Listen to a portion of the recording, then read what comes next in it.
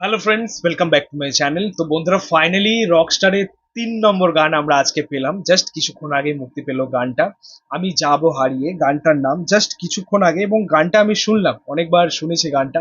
একটা romantic track, এবং এই গানটার জন্য ওয়েট করেছিলাম আমি এই রকস্টারের এই রোমান্টিক গানটার জন্য, কারণ এইটা বিশেষভাবে আমরা সাবিলা নূরকে পাচ্ছি এই গানটার মধ্যে, সাথে সাথে শাকিব খান। সো ওভারঅলি গানটা কেমন লাগলো আমরা সেটা নিয়ে কথা বলবো।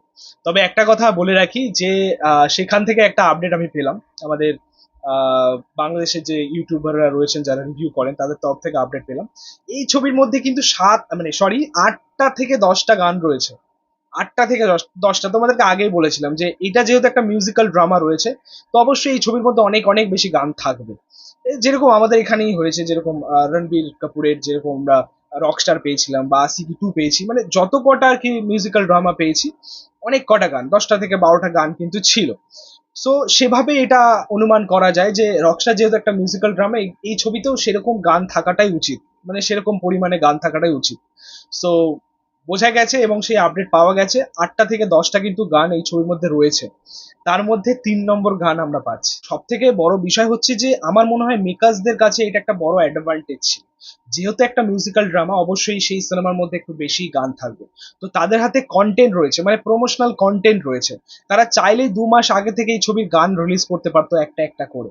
ঠিক আছে, তাহলে প্রমোশনটা ভালো হতো। এই আমাকে উড়িয়ে দাও বা এই গানটা অনেক আগে রিলিজ করলে দর্শকের আরো ইন্টারেস্টটা পেত। দর্শক আরো হয়তো এই ছবিটার প্রতি আকর্ষিত হতো। তোমরা এবার দেখবে যে সব কিছুই পাবো, কিন্তু সিনেমা রিলিজ হয়ে গেছে, রিলিজের পরেই আসবে। এটাতে কি হবে? এটাতে কোনো কাজ হবে না। ঠিক আছে, তবে যাই হোক, 3 নম্বর গান আজকে সিনেমাও রিলিজ করেছে এবং আজকেই এই গানটা মুক্তি দেওয়া হয়েছে। যেটার ওভারঅলি আমরা ভিডিও পাচ্ছি, অডিও ভিডিও টোটালি আর কি রিলিজ করে দেওয়া হয়েছে। তো ওভারঅল কেমন লাগলো? দেখো, আমার দারুণ লেগেছে। অসাধারণ একটা রোমান্টিক ট্র্যাক অনেকদিন পর পেয়েছি বাংলাদেশে। খুব ভালো লাগলো শুনতে।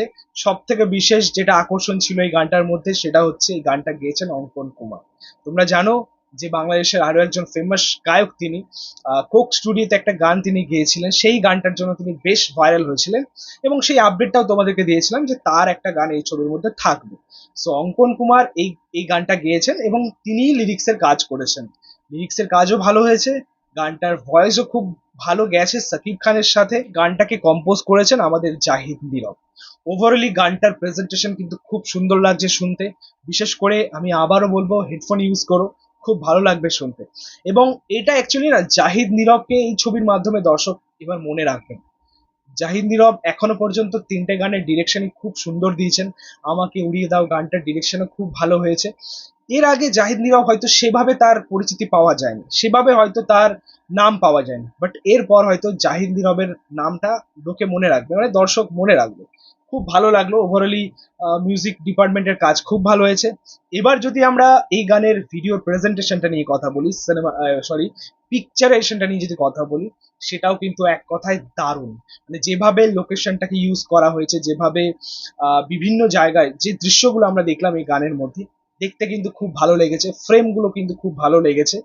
গানের একদম শেষের যে ফ্রেমটা ছিল ওটা দুর্দান্ত ওয়ার্ক করেছে। ওভারঅলি প্রেজেন্টেশন কিন্তু খুব ভালো গেছে, মানে গানটার সাথে মিউজিকের ভিডিওর যেরকম প্রেজেন্টেশন হয়েছে, সিঙ্ক্রোনাইজ খুব সুন্দর হয়েছে। পাশাপাশি এই গানটাতে যেটা ছাড়া একদমই অসম্পূর্ণ ছিল, সেটা হচ্ছে আমাদের সাকিব খান এবং সাবিলা নূরের কেমিস্ট্রি।